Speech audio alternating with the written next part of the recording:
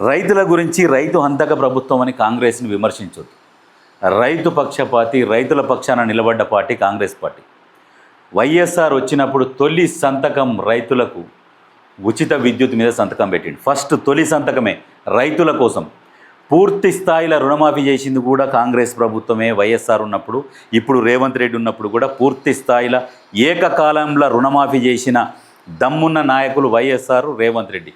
వీళ్ళు తప్పితే ఇక ఎవరు చేయలే ఏకకాలంలో రుణమాఫీ. వీళ్ళు మళ్ళీ రైతు వ్యతిరేక చర్యనట. ఏం మాట్లాడతారు? మరి వైఎస్ఆర్ని చూసే కదా మీరు నేర్చుకున్నది.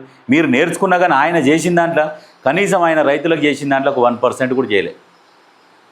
ఆయన ఆ టైంలో ₹1,00,000 ఏకకాలంలో రుణమాఫీ చేసిండు. ఆ టైంలో మీరు రుణమాఫీ చేయమంటే గడికింత చేసి మళ్ళీ దానికి ఇంట్రెస్ట్లు వేసి ఆ వచ్చిన పైసలను ఇంట్రెస్ట్ల కింద కట్ చేసుకొని ఏదో తూతం బలిబలి కొన్ని పైసలు వస్తే మళ్ళీ బయటికి రాగానే ఖర్చు అయిపోడు. మీరు చేసిన రుణమాఫీ అది.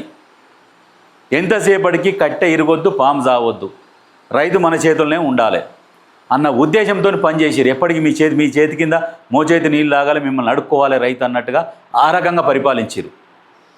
మళ్ళీ ఈయన మాట్లాడతారు ఇట్లా,